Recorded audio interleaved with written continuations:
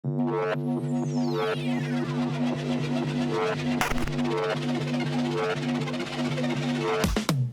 coming up hot for a minute. Everybody know the drop when I'm in it. Drop the top when I'm in it. Everybody know the drop when I'm in it. Yeah, I go so low. Everybody know I'm You know when the click do drop it's hot for a minute. Hai Urbanizer, selamat datang kembali di Urban Talk. Kali ini bersama saya Jerry Arvino. Dan ini di bulan Ramadan seperti ini ya, biasanya kan kita menjaga lapar, ya menahan diri dari haus, ya kan menjaga juga supaya nggak emosi. Nah, ya, sosok yang satu ini biasa menjaga pertahanan timnya dari serangan-serangan serbuan para penyerang dari lawan. Seorang bek tangguh, seorang pemimpin di lapangan. Senang sekali bisa bersama Maman Abdurrahman. Halo Bang. Halo. Lancar puasanya Bang? Alhamdulillah. Yes. Insya Allah. Yes. Puasa, Kita lancar. sekarang akan berbincang-bincang pastinya ya. Ini sambil ngabuburit juga gitu ya. Tapi sebelum ngobrol lebih lanjut, kayaknya lebih seru kalau kita melihat langsung profil dari Maman Abdurrahman. Ini dia seorang bek tangguh yang tidak takut duel dengan lawan. Sosok pemimpin di lapangan dengan mental baja untuk jadi juara. Setelah melanglang buana di Liga Indonesia, sekarang dia aktif sebagai pelatih development youth. Ini dia, Maman Abdurrahman, hanya di Urban Talks. Ya itu tadi profil singkat dari Maman Abdurrahman. Karena kalau mau dilebarin juga bisa ya, panjang banget karirnya ini. Saya selalu mengagumi longevity atau karir pemain yang panjang gitu ya. Bertahan dari cedera, apalagi Bang Maman juga sempat cedera parah ligamen ya, 2014 kalau nggak salah. Bisa bangkit lagi, malah bisa jadi juara. Usia muda, sudah sempat jadi pemain terbaik juga. Wah, pengalamannya malang melintang ini. Tapi salah satu ciri longevity itu bukan cuma tentang prestasinya, bukan tentang apa saja yang sudah dilewati, tapi mencatat salah satu sejarah sebagai pemain yang main sama anaknya. Luar biasa banget ya. Bang Maman main sama Rafa. 2023-24 kalau nggak salah. Iya, betul. Di laga terakhir Persija musim itu, Thomas Doll ketika itu. Thomas Doll. Bisa diceritain nggak waktu itu momennya gimana? Karena itu sangat, monumental menurut saya. Iya, awalnya tuh memang itu kejutan juga buat saya. Yang pasti sebetulnya tim Persija, tim pelatih memberikan kesempatan sama saya ya. Dan didukung dengan, bukan didukung ya, keadaannya waktu itu pemain banyak dipanggil timnas, cedera, terus akhirnya solusinya kita mengambil pemain dari akademi. Iya. Dari akademi dan salah satunya Rafa yang dipanggil. Dan ternyata itu memang dipersiapkan sama pelatih.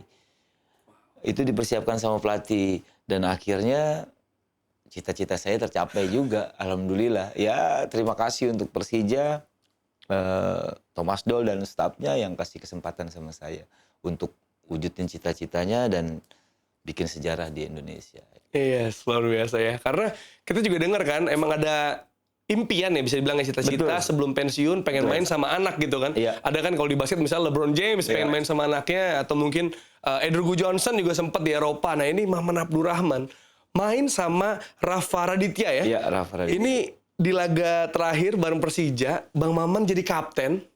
Ya, terus lawannya PSIS. Lawan ya kan? Lawan mantan timnya menang juga gitu ya. Dan kelahiran Rafa juga. Apa? Kelahiran Rafa juga bener. Dan juga yang spesial adalah nomornya ya.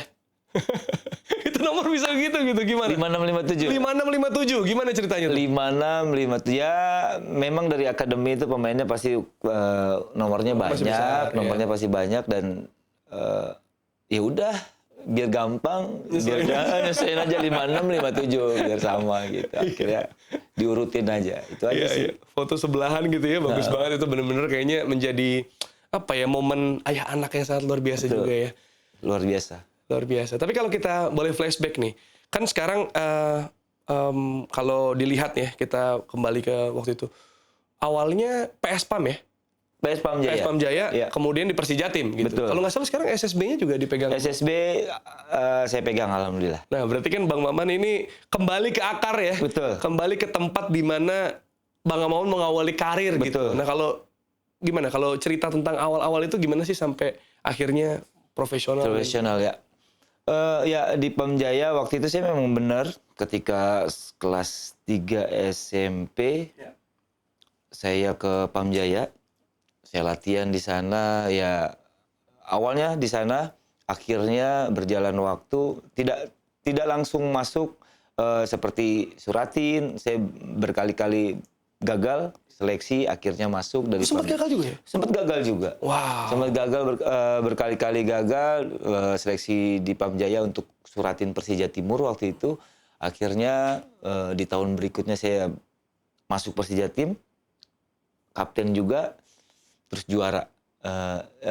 Sejarah juga buat Persija Tim waktu itu Suratin akhirnya bisa juara ya? Bisa juara. Dari situ juara Suratin saya dipanggil ke senior untuk magang. Dari situ ya bertahap akhirnya di Persija Tim juga senior juga saya sempat tidak betah awalnya. Tidak betah karena saya merasa belum siap, pemainnya senior semua, saya bergaulnya masih bingung juga, Akhirnya saya sempat kabur ya. Kabur, saya lempar tas ke belakang mes, saya pergi, saya sempat diem di rumah, maksudnya nggak ada kegiatan. Akhirnya ada pelatih Suratin saya kasih tim ke Bali waktu itu, Liga 2 Persegi Gianyar. Oke. Siapa nama pelatih itu waktu itu? Ayahnya Coach Nova, Sartono Anwar. Coach Sartono Anwar. Wah, itu berkesan banget. Iya, di situ ternyata di sana saya ketemu pelatih Coach Sartono Anwar ini, dia lebih keras lagi, lebih galak, tahu gitu dalam hati saya. Tuh gitu saya mending di Persija Tim, magang di kampung sendiri lah ya. Iya. Akhirnya ternyata memang harus saya lewatin. Bukan saya lawan tapi saya iniin terus, akhirnya mentalnya kebentuk di situ. Liga 2 selesai, tahun berikutnya saya ditelepon lagi sama manajemen Persija Tim. Saya kembali ke Persija Tim. Tapi diledekin juga, kabur lagi nggak nih? Iya diledekin juga, kabur Karena lagi. di Persegi Gianyar nggak bisa kabur ya? Kalau sama Nggak bisa kabur karena kan saya sign kontrak juga di sana. Meskipun lewat seleksi akhirnya masuk terus sign kontrak, mau nggak mau akhirnya saya punya tekad, oke saya jalanin. Akhirnya di situ mungkin salah satu mentalnya kebentuk juga, terus akhirnya balik lagi ke Persija Tim, ya udah saya jalanin. Tapi dari awal ya sempat ditolak berkali-kali untuk Suratin juga, terus tadi cerita bahwa sempat gak betah, mungkin dari sistem disiplinnya, mungkin cara latihannya segala macem, udah sempat udah gitu kan ibaratnya udah nggak main bola apa segala macam, akhirnya kembali lagi gitu. Iya. Sebenarnya waktu itu kalau bisa diceritain tuh apa sih yang bikin oke kayaknya aku jalannya bola deh, aku mau coba di bola deh. Itu kenapa sih Bang? Karena ada banyak orang yang berhenti sampai situ tuh. Iya, Ketika betul. udah gagal selesai, atau ketika sudah nggak cocok keadaannya sama apa yang kita mau, berhenti, quit, pindah jalur gitu. Nah, Bang Maman tetap stay. Apa momennya waktu itu yang bikin akhirnya tetap stay? Saya punya semangat sih waktu itu. Saya punya semangat, saya bener-bener gini. Saya sering nonton yang main bola ya, ya pertandingan bola, terus lihat berita-berita, kok mereka minta foto, ada tanda tangan juga. Waktu itu belum ada foto lah ya, tanda tangan, tapi bukan sepak bola aja, tapi selebritis lah. Oke.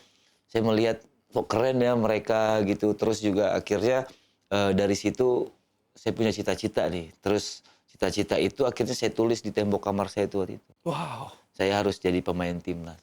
Itu Wow, itu anak kecil yang nulis ya. Saya mau jadi pemain timnas. Itu sayang temboknya udah nggak ada, tapi beneran saya tulis. Tembok mana tuh waktu itu? Di rumah. Oh. Di rumah, di kamar. Itu semacam manifesting ya kalau kata Gen Z sekarang. Saya nggak tahu itu tulis. Anak kecil kan nulis gitu aja udah nulis. Saya pengen jadi pemain timnas. Wow. Waktu itu saya banyak melihat kayak Nur Ali, pemain-pemain lokal waktu itu. Akhirnya dari situ semangat saya tahu tujuan saya nih. Saya punya target berarti. Saya punya target ya saya harus mau gagal, mau apa ya itu proses yang harus saya lewatin. Mungkin waktu itu saya nggak tahu itu proses ya. Tapi sekarang akhirnya ya memang itu prosesnya yang harus dilewatin. Dan alhamdulillah ketika teman-teman saya yang mental pindah haluan gitu, saya tetap sampai target saya bisa. Gini, Saya punya target nggak tinggi. Target saya misalkan sekarang 1 tangga, tahun depan saya harus bisa ke 2 tangga. Tahun depan lagi saya harus naik. Jadi bertahap. Iya, Akhirnya ya saya masuk Suratin saya masuk ke senior saya magang, oke, latihan, magang, pindah, balik lagi, magang lagi, akhirnya saya dapat kesempatan main, dari situ bertahap masuk ke timnas. Wow. Timnas itu 2004 ya awalnya ya? Saya lupa. 4 sampai 13 kalau saya Iya. nggak salah cari ya. Tadi sempat 30 caps ya kalau nggak salah. 30, kurang lebih 30 atau caps. 29. Iya, melalang melintang berbagai pelatih gitu ya, Iya. tetap dipercaya juga. Cuma kalau dilihat sebenarnya yang menjadi apa ya, catatan karir yang indah itu ketika di PSIS ya. Ketika itu secara individu paling tidak. Iya. Walaupun memang secara hasil ada sedikit lagi ya ketika Iya. itu untuk bisa meraih gelar juara, tapi sebagai pemain terbaik 2006 yang mana didapatkan seorang back. Ini jarang terjadi sebelumnya gitu. Iya. Itu gimana di proses itu ya? Walaupun pasti ya pengennya kalau bisa ditukar, banyak orang bilang mendingan tukar gelar juara deh. Juara, Ambil betul. gelarnya gitu. Betul. Tapi musim itu terutama gimana, Bang? Ya, musim itu untuk pemain terbaiknya nggak nyangka karena pemain belakang, dan biasanya pemain terbaik itu selalu dari pemain depan ya, Ya. pemain yang menyerang. Dan tim itu juga sempat ganti pelatih juga, tapi akhirnya bisa cepat kembali ke tracknya. Dan yang pasti di PSIS itu di tahun pertama juara 3, tahun kedua masuk final, Ya. dan akhirnya memang tidak juara 2 dan pemain terbaik. Ya, timnya waktu itu cukup baik. Betul. Dan apa namanya, kekeluargaannya cukup bagus, dan salah satu tim yang buat saya besar juga nama saya di sana. Iya, saya juga pertama ngehnya itu ya, pertama lihatnya bahwa ini waktu Bang Maman di PSIS, kemudian kan masuk timnas dan menjadi andalan di lini belakang Betul. timnas juga. Tapi kalau momen paling berat mungkin dalam karir, atau mungkin kritik yang tajam, atau mungkin cedera atau tekanan publik, apalagi kita misalnya ngomongin tim nasional juga ya, kita tahu pasti ada banyak lah ya, semua tekanan, isu, lain sebagainya menimpa salah satunya ke Bang Maman gitu. betul. Saya rasa itu momen yang berat, tapi atau mungkin ada momen lain? Momen cedera ya pasti berat buat saya, karena akhirnya sempat mau pensiun, atau waktu saya cedera pun saya sempat saya mau melupakan sepak bola. 2014 ya? Atau yang mana? 2000 Yang ligamen? Iya. Iya. 2013 di waktu saya di Sriwijaya. 13, ya.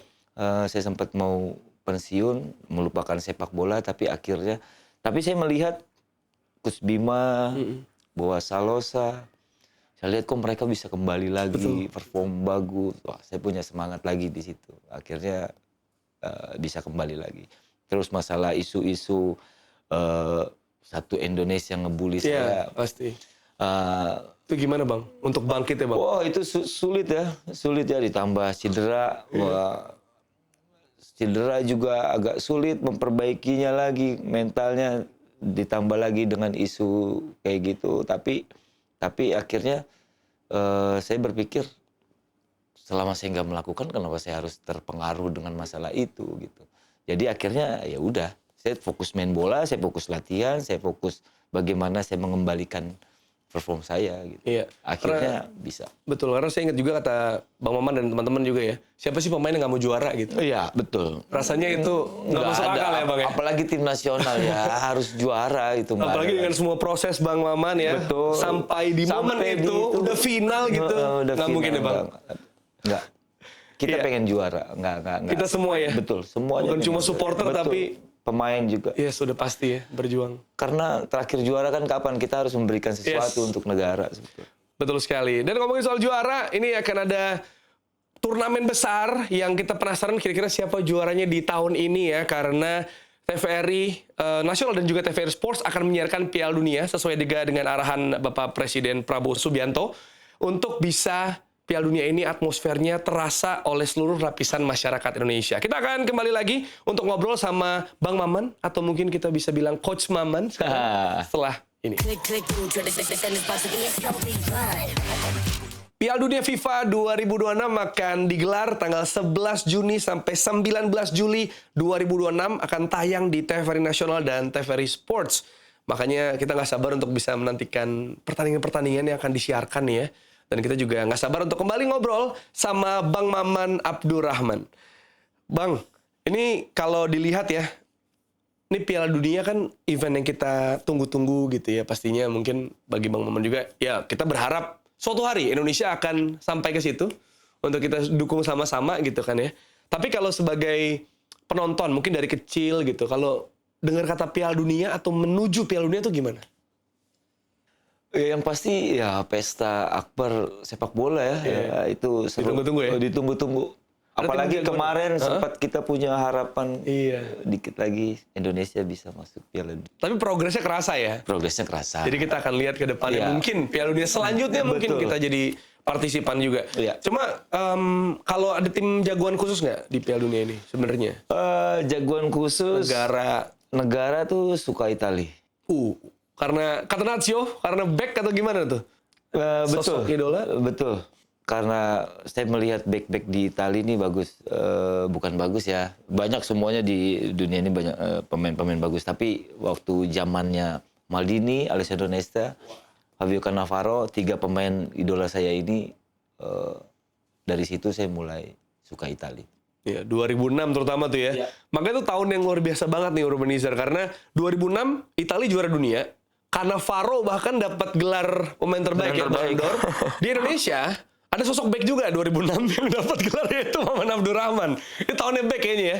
Semoga bisa terulang lagi ya, 2026 ya. Harus melihat banyak back juga. Banyak back juga berpengaruh di pertandingan ya. Iya, karena tadi kita sempat ngomong juga off cam bahwa biasanya kalau back sama kiper, kalau blunder, wah habis. Selesai. Tapi kalau bagus, melakukan tackle, melakukan block juga, ya nggak semewah merayakan gol. Ya, betul. Ya, itu sebenarnya sosok yang penting sekali di pertahanan sepak bola ya. Tapi sebagai back, siapa kira-kira sepanjang karir nih striker yang paling sulit untuk dijaga? Nah, semua striker sulit buat saya, tapi saya yang paling paling kesel, paling males sama striker yang seperti Boas Salosa, Kurniawan, Rocky Futurai, itu saya paling kesel sama striker seperti itu. Nah, emang apa yang ketiga pemain ini punya? 3 pemain ini pertama punya kecepatan, punya skill individu bagus.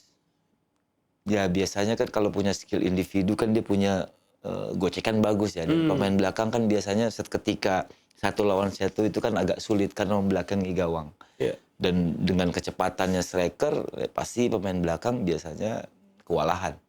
Dan itu saya paling nggak suka banget. Terus sama pemain yang ya Boas lari ke sana, Kurniawan lari ke sini, punya eksplosif yang dia pura-pura minta ke depan, tiba-tiba bolanya ke belakang lini, dia langsung lari, kita udah kepancing ke depan, dia lari ke belakang lini, itu menyulitkan pemain belakang.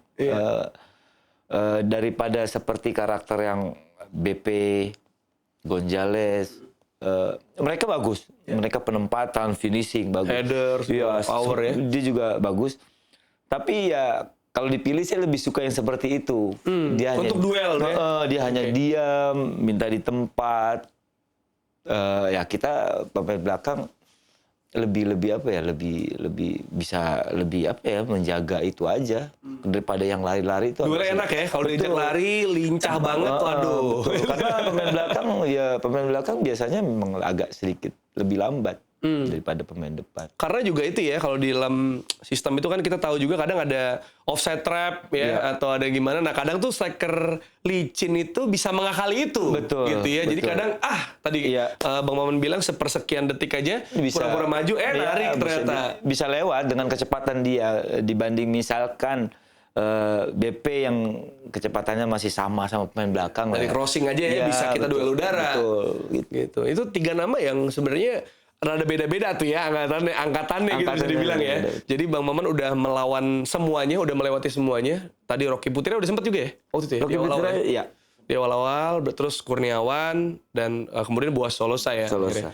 Ini tiga-tiganya selain timnas berarti nggak pernah setim ya? Pernah nggak ya?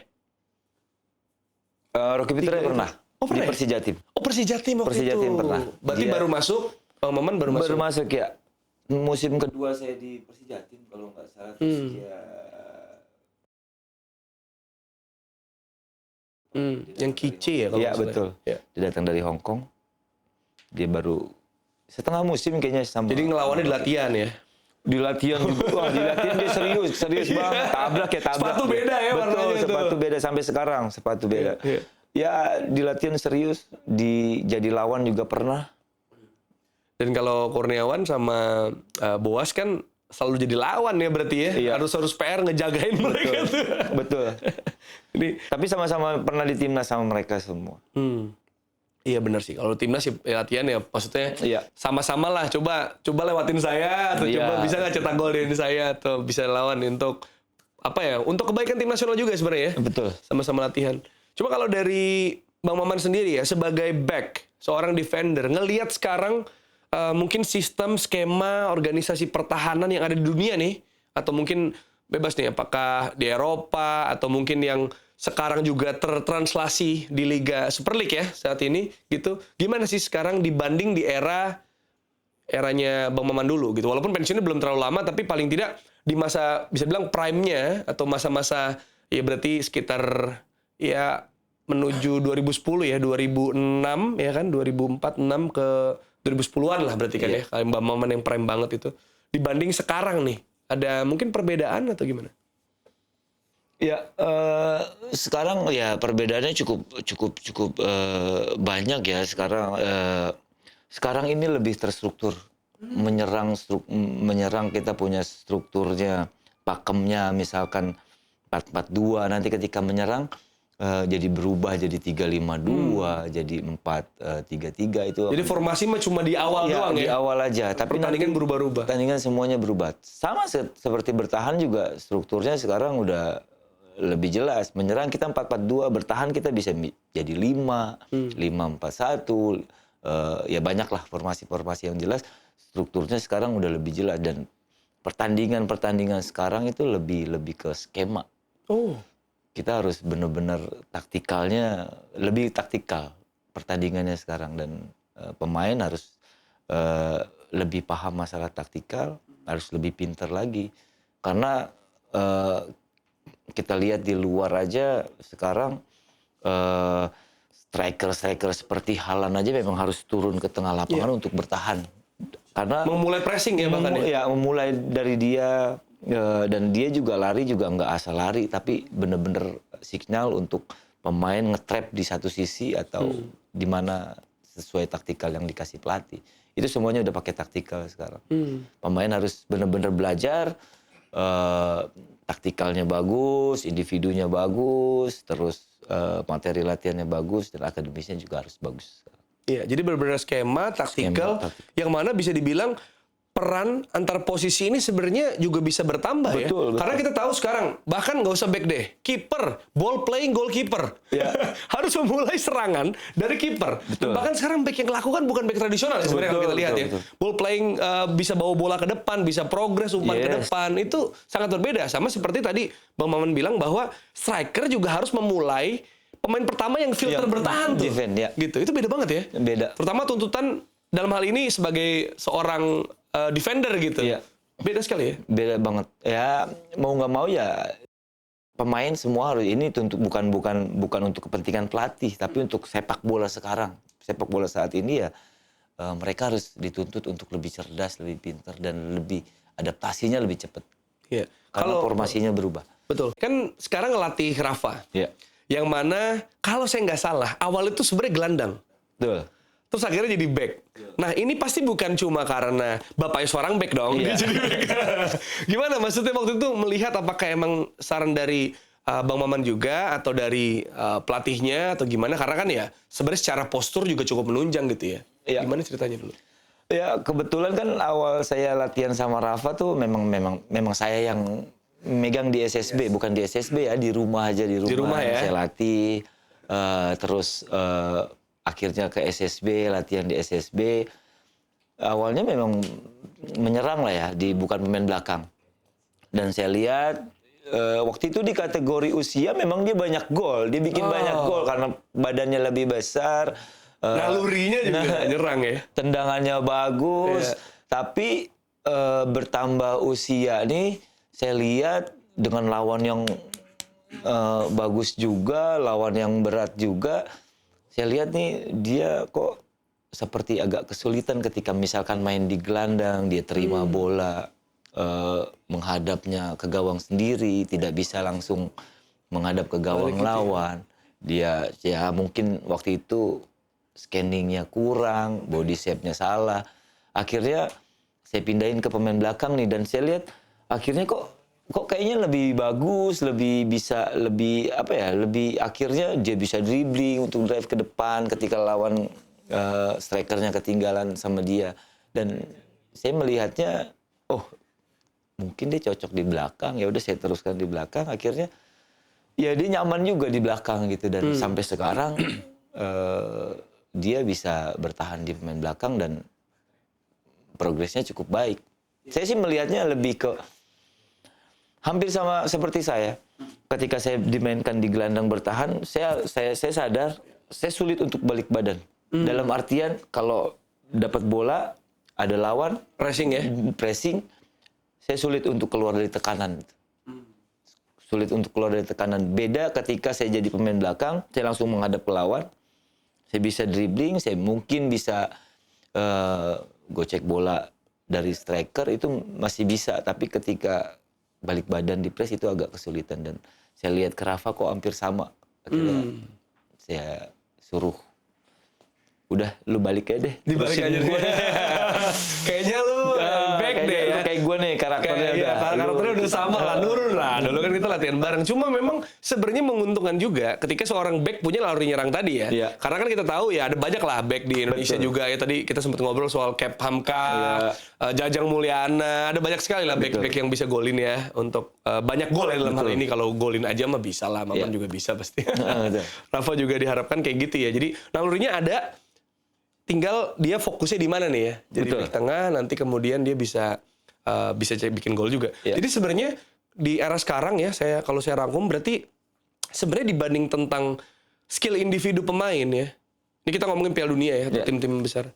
Dibandingkan skill individu pemain atau tim yang bertabur bintang akan lebih penting dan lebih bisa peluang menang lebih besar ketika timnya kolektif ya berarti ya. Dengan solid mereka bisa punya skema dan sistemnya lebih bagus. Betul. Ya. Kalau nggak salah tuh sekarang banyak pertandingan yang hasilnya golnya sedikit ya. Hati-hati ya mainnya ya. Hati-hati ya, bukan yang satu menyerang, tapi yang satu punya organisasi bagus. Punya organisasi bagus dengan organisasi bagus, punya skema menyerang, serangan balik. Dan biasanya itu biasanya tim yang memang punya kualitas pemain kurang ya. Mungkin negara-negara yang nomor 2 di Eropa lah, seperti itu. Dan kalau saya lihat banyak sekali sekarang itu berhasil juga. Ketika mereka asik menyerang, tim-tim yang besar nih, tim yang besar, mereka counter. Dan itu akhirnya bisa memenangkan pertandingan. Sekarang lebih taktikal, organisasinya, strukturnya dulu dibagusin, rapi semuanya, baru kita bagaimana kita menyerang, bagaimana kita bertahan. Gitu. Jadi sebenarnya peluangnya jadi cenderung berimbang ya. Betul. Ketika secara materi kualitas di bawah, bukan berarti pasti dibantai gitu ya. Kalau sekarang ya udah main sabar aja, kita main, kalau bahasa sekarang tuh low block gitu ya, main low block, habis itu ntar counter attack. Ya akhirnya gol udah cukup 1-0, 2-0 udah beres. Betul. Itu yang terjadi ya. Ya, dan yang menyerang pun meskipun lawannya low block ya akhirnya menangnya juga nggak banyak gitu. Menangnya cuma 1 atau 2 gitu dengan kerja keras ya, dengan susah payah untuk menang. Dan tapi itu tujuannya. Iya. Yang penting menang pertandingan gitu kan. Apalagi bagi seorang gelandang, seorang back ya. Betul. Ketika clean sheet nggak kebobolan, wah. Itu luar biasa. Itu luar biasa ya. Siapa tahu ada bonus menanti juga.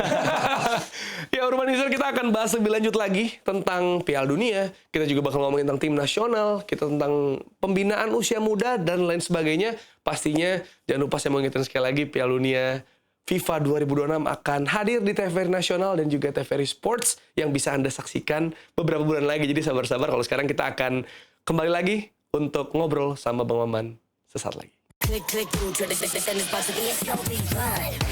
Urban Talk masih ada buat Urbanizer dan bersama Jerry Arvino dan tamu saya yang sangat legendaris ini ya, Maman Abdurrahman. Ini kita sebelum kita ngobrol lebih lanjut, ada challenge namanya This or That. Jadi pilih ya antara ini atau ini. Oke? Sulit gak nih? Kita coba aja. Pilihannya maksudnya. Iya, pilihannya iya. Kita coba. Tapi yang jelas nggak akan nanya mendingan pilih tim mana. Takutnya nanti jadi rame gitu. Ini tentang preferensi pribadi aja ya. Tentang beberapa hal. Oke, siap? Siap. Oke. Jawab cepat ya.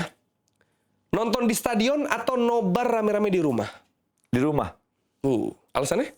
Alasannya kadang suka macet.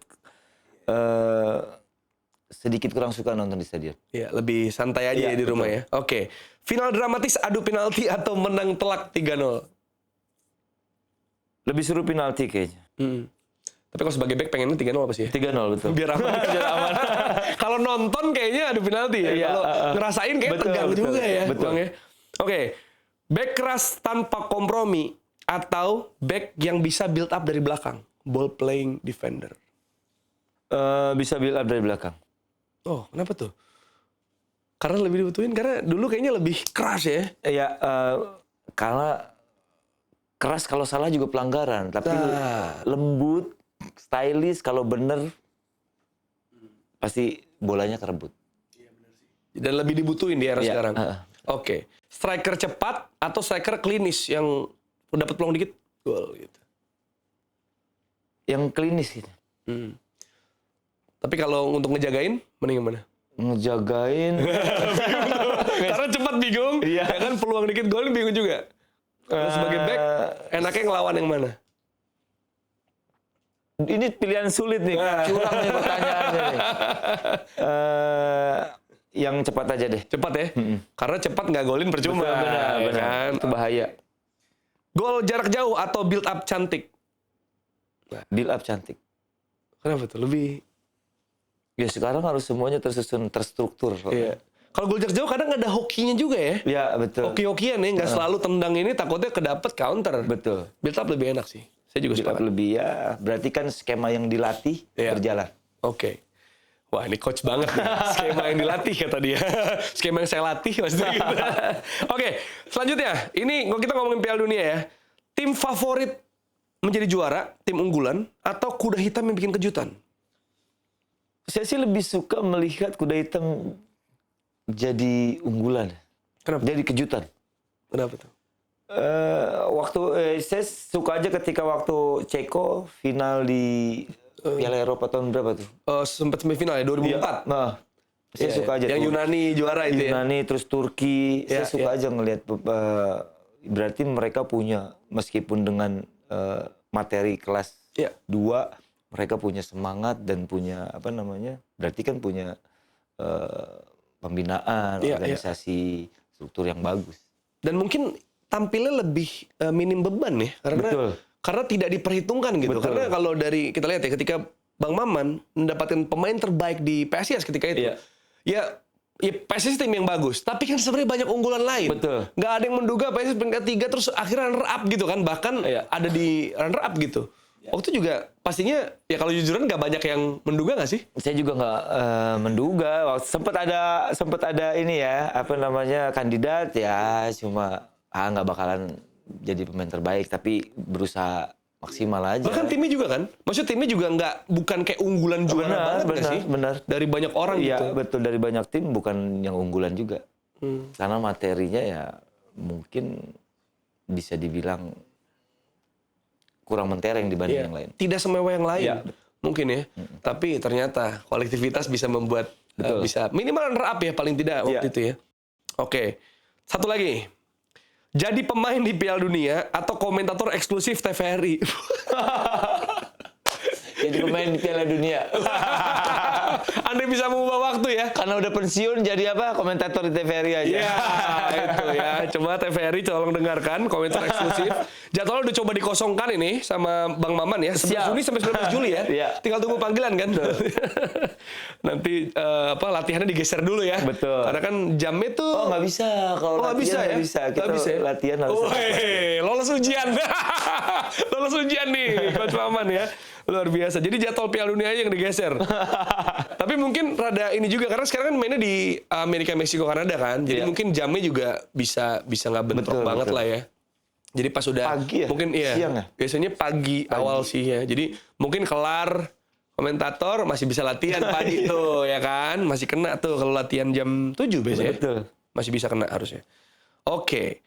Terus nih kalau ngomongin tadi timnas Indonesia Piala Dunia, gimana ngelihat timnas Indonesia sekarang?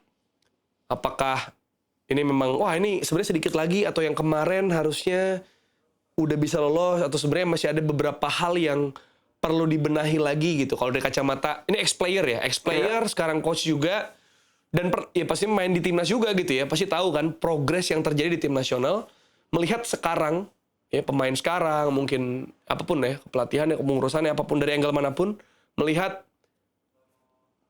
Piala Dunia di depan mata tentang Indonesia dan potensi ke depan. Ya, harapan itu kita kemarin sempat ada ya. Kita bisa berharap untuk tim nasional lolos di Piala Dunia tahun ini ya. Tapi ya baik lagi. Sekarang kita harus lupain itu semua. Sekarang dengan pelatih yang baru, mungkin dengan sistem yang baru, ya kita harus perbaikin semuanya. Targetnya benar-benar kita bikin lagi, sistemnya kita benerin, pelatih bagus, pemainnya yang kemarin juga pemainnya cukup bagus dan masih banyak mereka yang masih muda, dan punya peluang tetap bertahan di tim nasional dan mungkin akan ada tambahan lagi. Ya, kita juga pasti kita sebagai supporter, sebagai penonton ya berharap federasi bisa memberikan sesuatu yang bagus untuk mensupport pelatih yang sekarang untuk bisa memenuhi targetnya di Piala Dunia.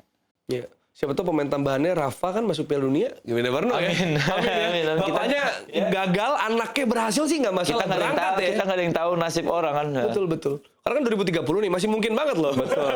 Ya, yang pasti sekarang kita harus lupakan yang kemarin.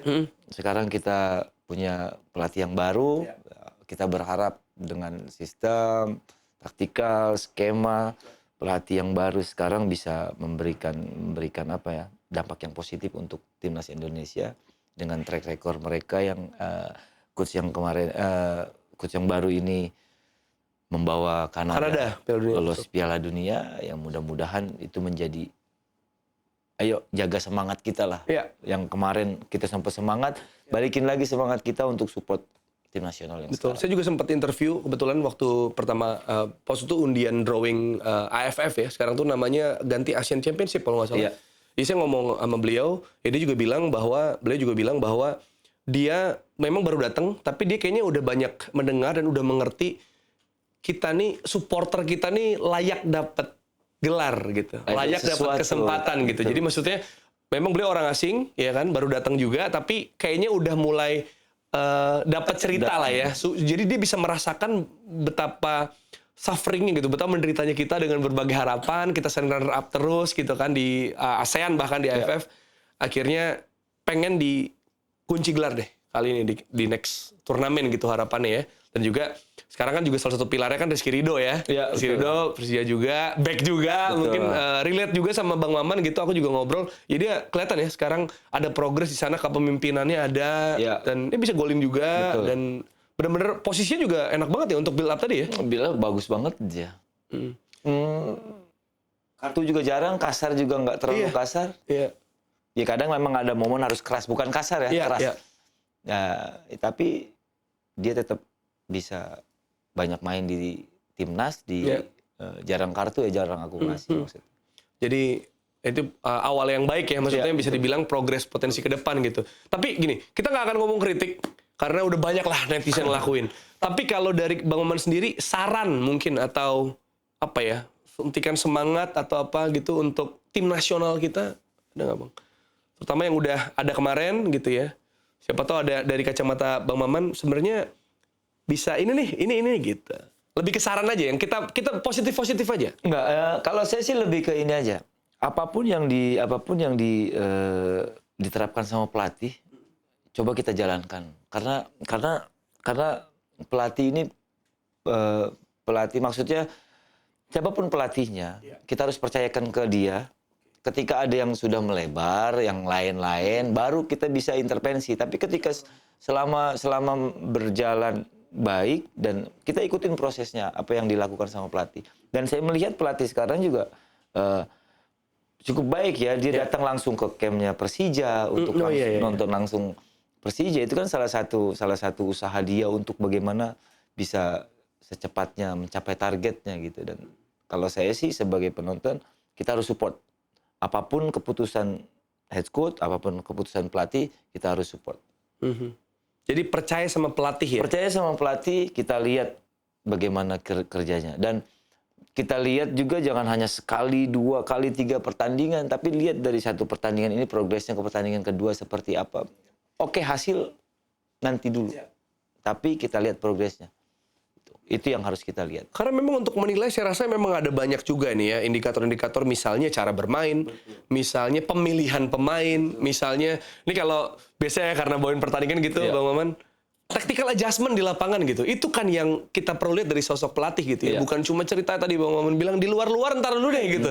Tapi gimana dia punya in-game adjustment nih. Kalau lagi ketinggalan mesti gimana ya kan. Itu kan yang sebenarnya dilihat dari sosok pelatih. Ya nggak Coach? Betul. Iya betul.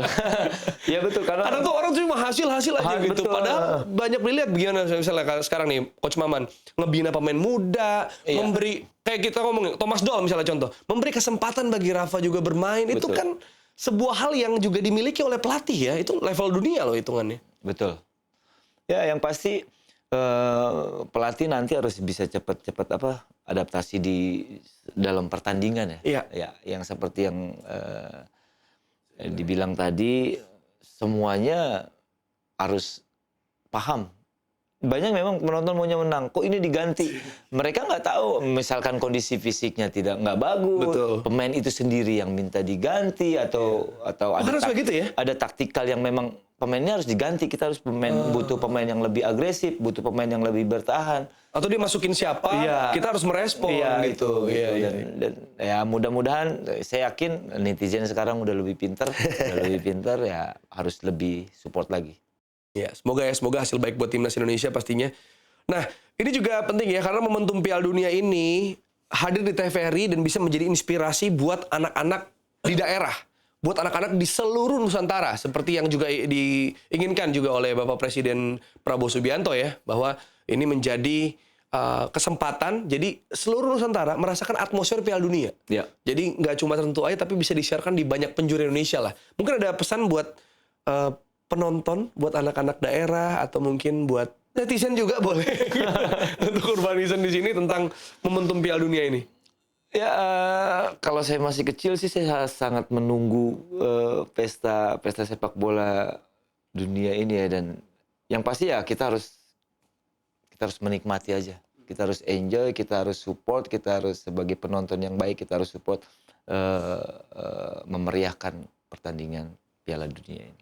Itu dia. Dan yang terakhir mungkin, kalau suatu hari Indonesia benar-benar tampil di Piala Dunia dan tayang di TVRI, pilih duduk sebagai penonton, pelatih, atau analis?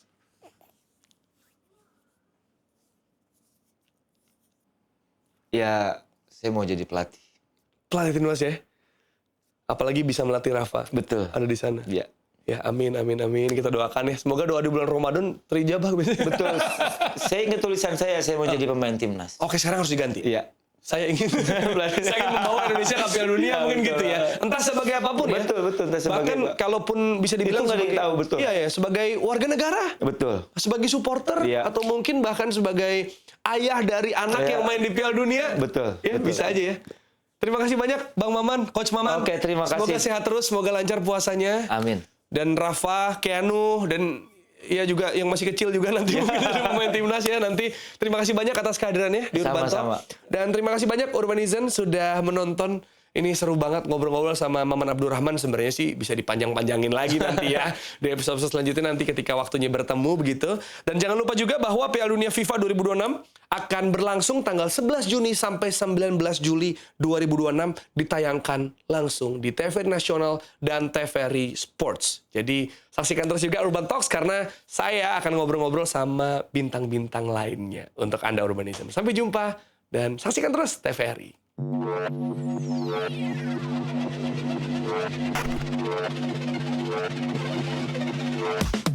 been coming up hot for a minute. Everybody know the drop when I'm in it.